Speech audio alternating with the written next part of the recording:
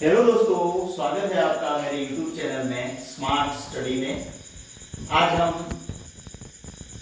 पिछले वीडियो में अपन ने पोषण के बारे में पढ़ा था। कक्षा 10 एनसीईआरटी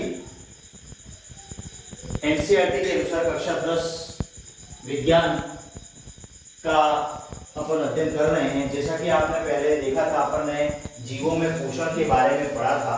अब यहाँ पर अपन एनसीईआरटी की बुक के अनुसार ही चलेंगे। तो अब पोषण में और आगे अपन किस तरह के पोषण और ज्यादा जंतुओं में कैसे होते हैं उसके अनुसार अपन पढ़ेंगे। अब आता है सेकंड, होता है विषम पोषी पोषण।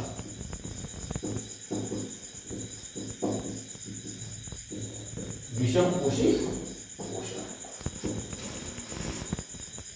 विषम पोषी पोषण का मतलब क्या होता है? अपन ने इसके पहले वाले वीडियो में जैसा कि आपने देखा था स्वपोषी पोषण के बारे में पढ़ा था। स्वपोषी का मतलब, स्व का मतलब मैंने आपको अच्छी तरह समझा दिया। स्व का अर्थ होता है खुद, और खुद से जो जीव पोषण ले लेते हैं, खुद से भोजन बनाने की क्षमता रखते हैं, उनको अपन स्वपोषी कहते हैं। अब उसमें केवल और केवल अपन क्या पढ़े थे? केवल और केवल पेड़ पौधे जो जिनमें हरे पादप, जिनमें क्लोरोफिल पाया जाता है, उनको अपन स्वपोषी पोषण कहते हैं। लेकिन अब जो नेक्स्ट वीडियो है उसमें अपन विषम पोषी पोषण के बारे में पढ़ रहे हैं। अब यहाँ पर बात करें विषम पोषी, जैसा कि नाम से स्पष्ट है, हेटेरोट्रॉप्स कहते हैं इसको,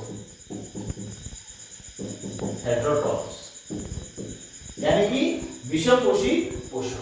अब यहाँ पर आपको ये ध्यान रखना है कि ऐसे जीव जो भोजन के लिए अन्य पदार्थों पर आश्रित रहते हैं या अन्य जीवों पर आश्रित रहते हैं या किसी और का भोजन ग्रहण करते हैं, उसको अपन विषम पोषी पोषण कहते हैं। अब यहाँ पर आप एनसीईआरटी के अनुसार चलें तो यहाँ पर जैसे कि मैंने कहा, यहाँ पर घास उगी हुई है, यहाँ पर एक पशु चल रहा है। अब घास इसके पास नहीं आएगी, पशु चल करके इसके पास जाएगा और इसको भक्षण करेगा, इसको खाएगा। अब यहाँ पर आपको याद रखने वाली बात यह है मुख्य रूप से कि ये घास है, हरी घास है, जो कि प्रकाश संश्लेषण से बनी है और पेड़ पौधों में आता है, और ये जंतु है।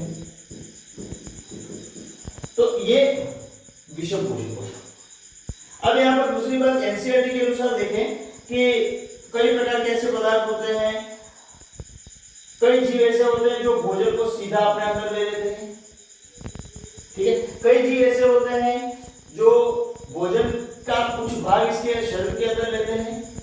कई जीव ऐसे होते हैं जिनमें कोई, अब यहाँ पर अगर बड़े जीवों की बात करें, अपन बड़े जीवों की बात करें तो मुख्य रूप से आपको ये ध्यान रखना है कि इनमें भोजन ग्रहण करने का जो प्रकार होता है वो अलग अलग जीवों में अलग अलग प्रकार का होता है।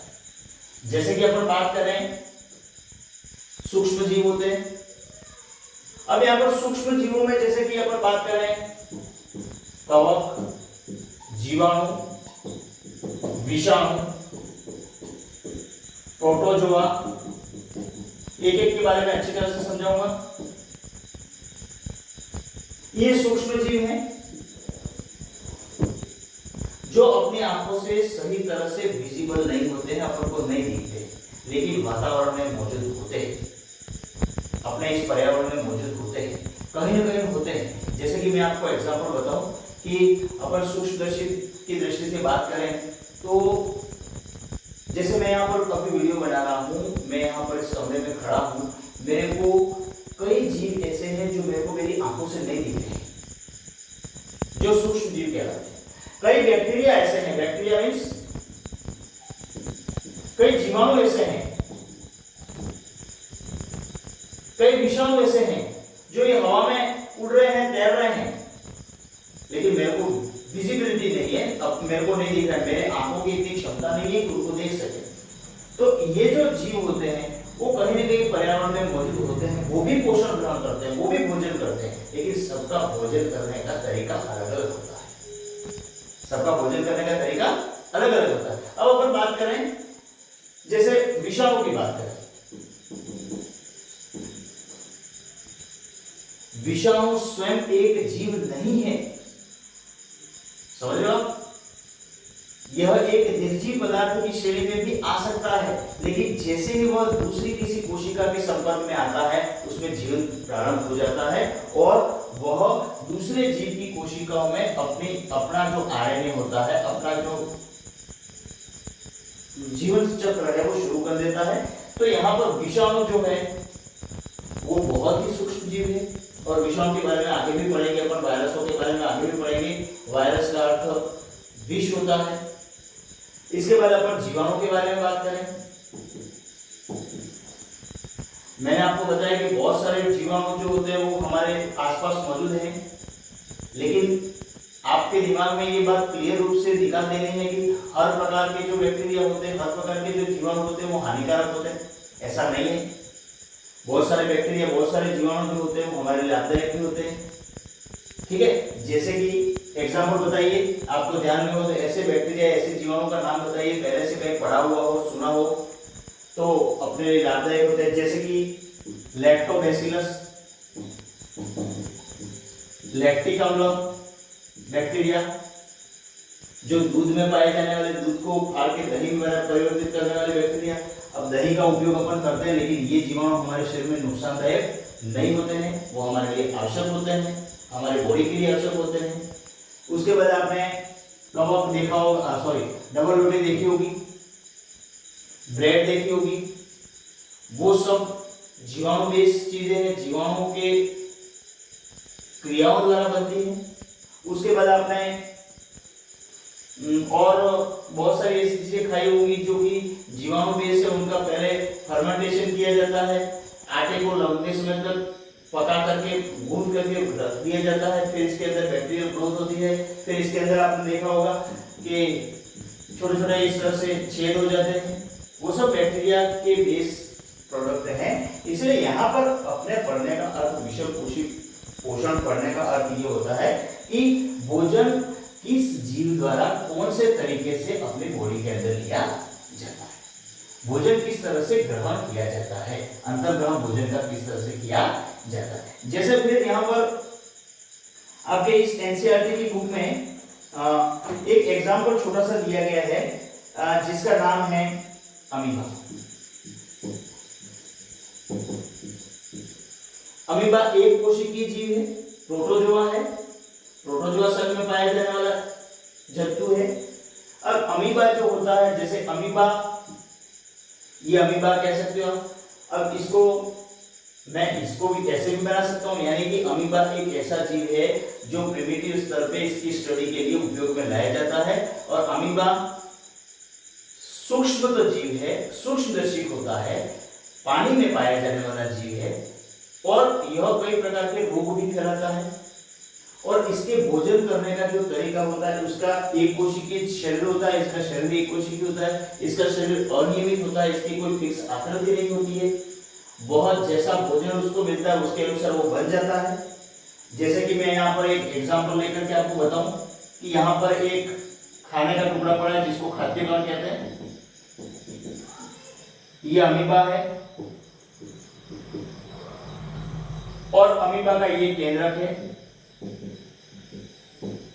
अब जैसे ये खाद्य कण, इसको पता लगेगा यहाँ पर भोजन का टुकड़ा पड़ा है, अमीबा अपनी सतह से इस तरह से खांच बना देगा, ये खाद्य कण इसके अंदर आ गया, खाद्य रिक्तिका यहाँ आ गई। अब धीरे धीरे अगली स्टेज में क्या करेगा अमीबा, ये खांच जो होगी और ज्यादा गहरी हो जाएगी, ये केंद्रक है, यहाँ पर आ गया ये भोजन का टुकड़ा। और जैसे ही ये भोजन इसके अंदर की ओर प्रवेश करता है, अमीबा जो होता है वो इस तरह से इसको पेलिकल कहते हैं, ये इसकी जो झिल्ली होती है इसको पेलिकल कहा जाता है। ये जो पेलिकल होती है उसकी बाह्य सतह होती है, उसको पूरा अंदर ले लेता है और वापस यहाँ से बन जाता है और भोजन का जो टुकड़ा है वो अंदर आ जाता है, ये केंद्रक है। अब इस भोजन का अंतर्ग्रहण हो जाता है, जिसको खाद्य रिक्तिका भी कहते हैं, खाद्य रिक्तिका कह सकते हैं इसको, आपकी किताब में दिया हुआ है इस तरह से खाद्य रिक्तिका कहा जाता है। अब जैसे मैं यहाँ पर एक एग्जांपल लेता हूँ, इस अमीबा को मैंने जैसे देखिए इधर बहुत ही माइन्यूट तरीके से आप इसको समझ सकते हैं, बहुत सरल तरीके से। जैसे कि ये अमीबा है, इसको मैंने, ये केंद्रक है, इसको मैंने यहां से बीचों बीच काट दिया। फिर यहाँ पर इसको यहाँ से काट दिया, फिर इसको यहाँ से काट दिया, यानी कि जितने टुकड़े नंबर 1 2 3 4 5 और 6, ये 6 अमीबा नए बन जाएंगे। नंबर ऑफ अमीबा 6 हो गए। क्यों? क्योंकि जिसमें भी केंद्रक का टुकड़ा आ गया वो नया अमीबा बना देता है। तो अमीबा को अमर भी कहा जाता है, ये अमर होता है। ठीक है, तो यहाँ पर ये आपको थोड़ा सा अमीबा के बारे में और ज्यादा अपन अध्ययन करेंगे, लेकिन अमीबा के बारे में आपको थोड़ा सा ये ध्यान रखना है। ये यहाँ पर अमीबा किस तरह से भोजन करता है वो पूरा इसी तरह से बताया।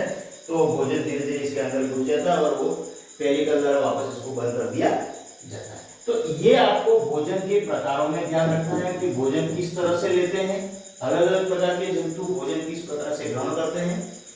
जैसे कि अब मनुष्य की बात करें, मनुष्य का थोड़ा सा डिफरेंट टाइप का जो डाइजेस्टिव सिस्टम होता है, पाचन तंत्र अलग, थोड़ा अलग टाइप का होता है।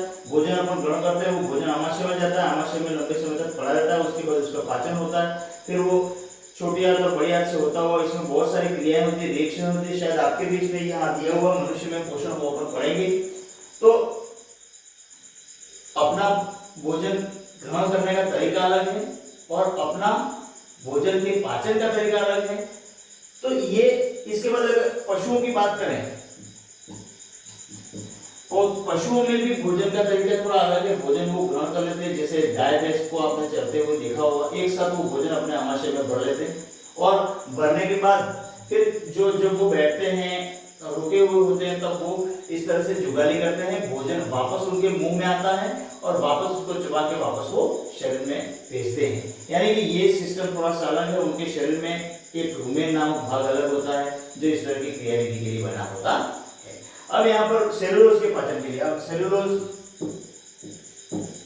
जो घास फूस होती है, जो चारा होता है, उसमें सेलुलोज होता है और सेलुलोज के पाचन के लिए उनको इस तरह की क्रियाविधि करनी पड़ती है। तो यहाँ पर भोजन किस तरह से ग्रहण किया जाता है विषम पोषी पोषण में, वो मैंने आपको इस तरह से थोड़ा सा ब्रीफ में आइडिया बताया, संक्षिप्त में आइडिया बताया। अब यहाँ पर अपन बात करें कि अलग अलग तरीके का भोजन होता है। जैसे कोई ठोस अवस्था में भोजन होता है, जो लिक्विड में होता है, उसको अंतर्ग्रहण करने का मतलब भोजन को अंदर कैसे लिया जाता है, वो सब अपन इस पार्ट में पढ़ेंगे।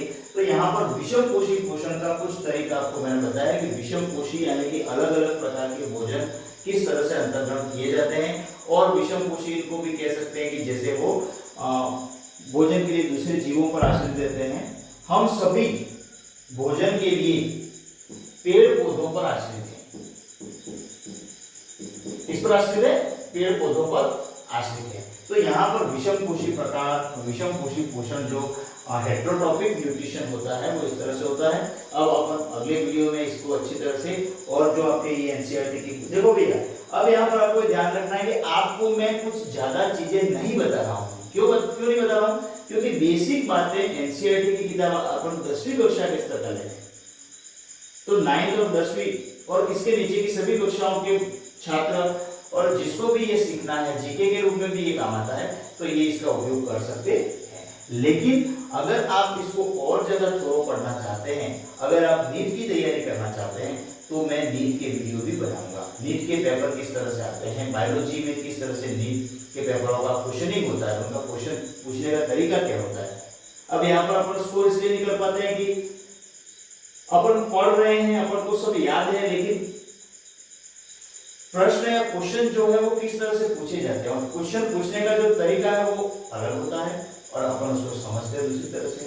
तो यहाँ पर आपको हर प्रकार के क्वेश्चन का मैं बताऊंगा, किस तरह के क्वेश्चन आते हैं, नीट में किस तरह से आते हैं, बोर्ड में किस तरह से आते हैं, राजस्थान बोर्ड में किस तरह से आते हैं, उसके बाद सेंट्रल बोर्ड में किस तरह के क्वेश्चन आते हैं। तो अगले वीडियो में अपन एनसीईआरटी बुक का कक्षा 10वीं का लेसन नंबर 5 जिसमें मनुष्य में पोषण जो आएगा उसको अपन पढ़ेंगे। धन्यवाद। देखो दोस्तों, आपने बहुत ही अच्छा प्यार दिया है, बहुत ही मेरे चैनल के प्रति जागरूकता दिखाई है और आपको बहुत बहुत मैं धन्यवाद देता हूँ कि आपने मेरे चैनल को ग्रो करने में अभी तक जो 5-6 दिनों में मैंने वीडियो डाले हैं, 5-6 दिनों में जो कार्य किया है उसके अनुसार आपने बहुत अच्छा रिस्पॉन्स दिया है। आगे भी इस तरह से आपका रिस्पॉन्स मिलता रहेगा, ईश्वर का साथ मिलता रहेगा। धन्यवाद। तथास्तु। अगले वीडियो में मिलेंगे। धन्यवाद। दोस्तों, एक बात कहना आपको भूल गया मैं, चैनल को सब्सक्राइब करवाना और आप इसको लाइक करना, उसको शेयर करना और अच्छी तरह से आप इसकी पढ़ाई करना। धन्यवाद।